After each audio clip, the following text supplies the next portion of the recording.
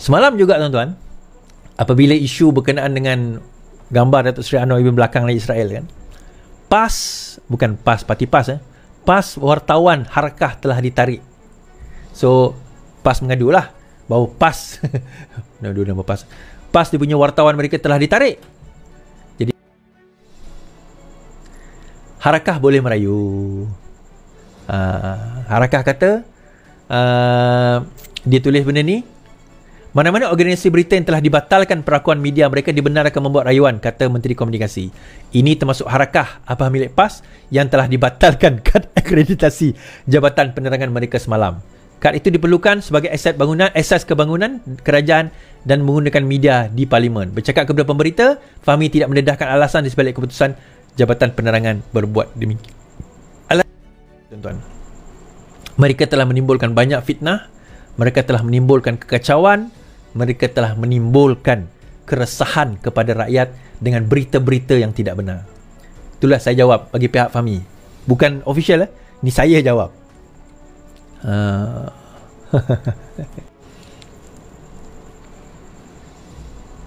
Dakwa Kedah gagal, ahli parlimen cadang Langkawi sebagai wilayah persekutuan. Seorang ahli parlimen, sekejap saya betulkan sikit. Seorang ahli parlimen kerajaan mencadangkan Langkawi dijadikan wilayah persekutuan keempat untuk memajukan destinasi pelancongan itu. Chong Zemin, PH Kampar mendakwa kerajaan Kedah gagal meningkatkan potensi dan sektor pelancongan di kepulauan itu. Saya rasa itu sure. Kita perlu letakkan Langkawi di bawah Putrajaya jadi wilayah keempat. Masuk terus. Kalau boleh ambil alih pentadbiran Langkawi, kita boleh majukan. Sampai hari ini, kerajaan negeri tiada cara untuk nak menaikkan sektor pelancongan di Langkawi. Ini betul-betul memalukan, kata beliau. Ketika ini Kuala Lumpur, Labuan dan Putrajaya diistar sebagai wilayah persekutuan yang diuruskan oleh kerajaan pusat.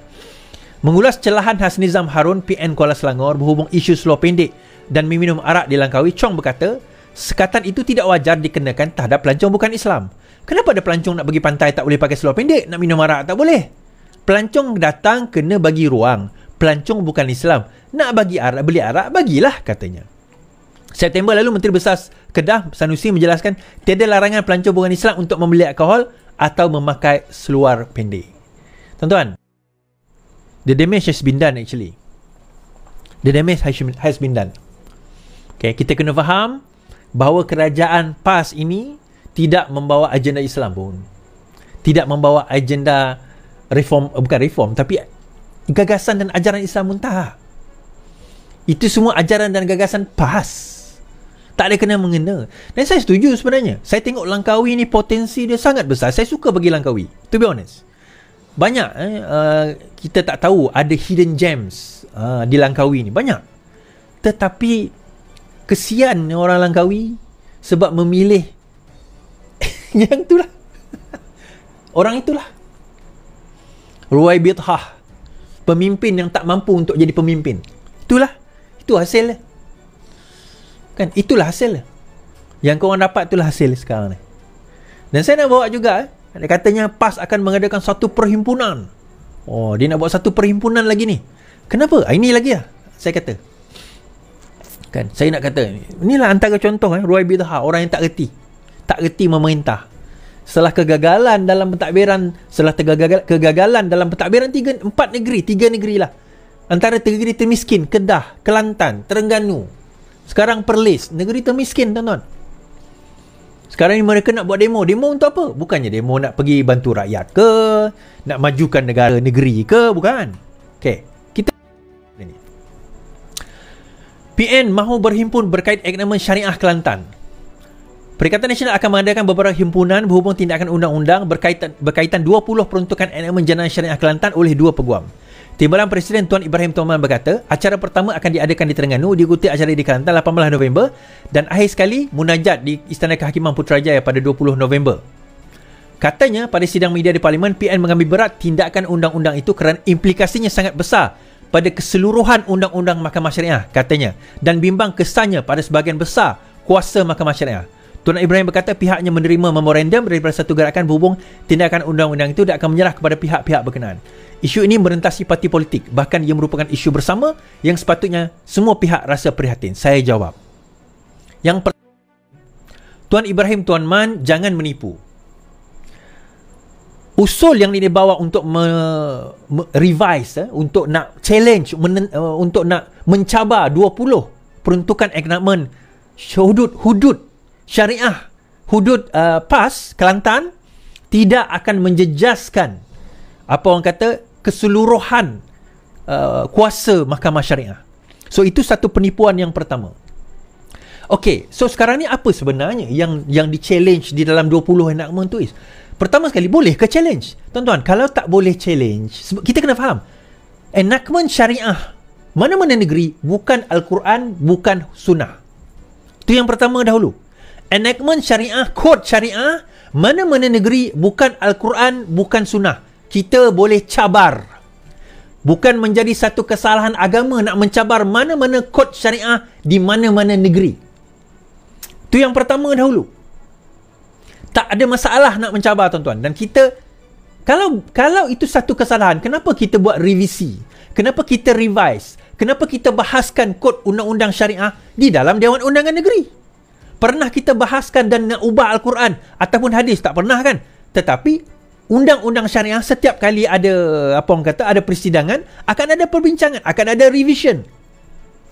Adakah itu menyalahi undang-undang?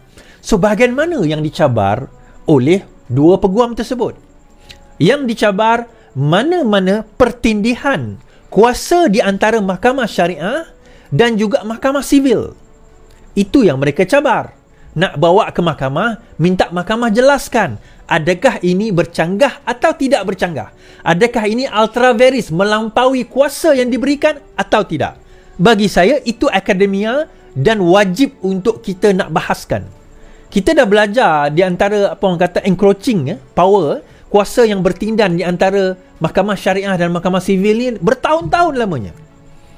Debate akademia ini memang berlangsung dan mengatakan nak buat perhimpunan, siap buat solat hajat. Seolah-olah dia nak cabar Al-Quran dan Sunnah, seolah-olah macam tu, which is not. Apa yang PAS patut buat sekarang ini, jelaskanlah. Pergi ke mahkamah, kenapa cabaran itu tidak betul. Kalau sekiranya cabaran itu tidak betul, lawan dekat mahkamah. Dan kenapa Tuan Ibrahim, Tuan Man tak berani nak bahaskan satu persatu poin tersebut?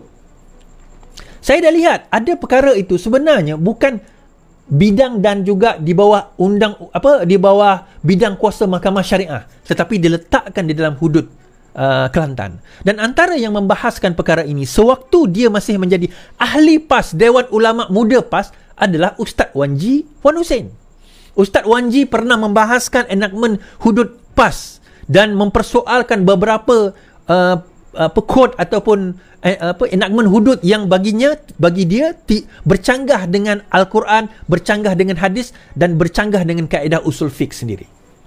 Beliau pernah berbahas dan bercanggah menyanggah enactment tersebut. Dan itu perkara biasa. Tapi bila dia nak bawa perhimpunan seolah-olah ini macam menentang Al-Quran, menentang hadis, itu satu benda yang sangat besar. Dan bagi saya ini satu perkara yang sangat tidak wajar sebenarnya. Dan saya harap jangan luluskanlah, sebab ini akan menimbulkan keresahan di kalangan mereka-mereka yang jahil, yang tak faham undang-undang. Oh, ada golongan kerajaan ni nak menentang Al-Quran ni, kerajaan ni nak menentang hadis ni. Bukan kerajaan nak menentang hadis, tak kena mengena, tak ada kena mengena. Bidang kuasa mahkamah syariah terletak pada Akta 355. Telah menetapkan berapa hukuman yang boleh diberikan, berapa penjara yang boleh dikenakan, berapa sebatan yang boleh dikenakan. Itu bidang dia. Tetapi bila mahkamah syariah di satu-satu negeri melepasi bidang kuasa tersebut, maka dia boleh dipersoalkan, boleh nak dibahaskan, boleh nak dilawan, dan itu tidak bercanggah dengan Al-Quran, itu tidak bercanggah dengan hadis, itu tidak bercanggah dengan Islam. Dan mereka cuba mengelirukan kita. Saya tahu benda ni. Dia tahu, Tuan Ibrahim, Tuan Man pun tahu. Tetapi dia menggunakan isu ini konon-kononnya untuk nak main sentimen agama, tuan-tuan. Saya risau sebenarnya golongan-golongan yang bodoh yang ada di dalam PAS dan juga yang menyokong PAS akan percaya kepada perkara ini. Saya risau. Itu yang saya risaukan. Dia akan percaya kepada perkara ini. Dan ini yang akan mendatangkan kehancuran kepada negara kita nanti.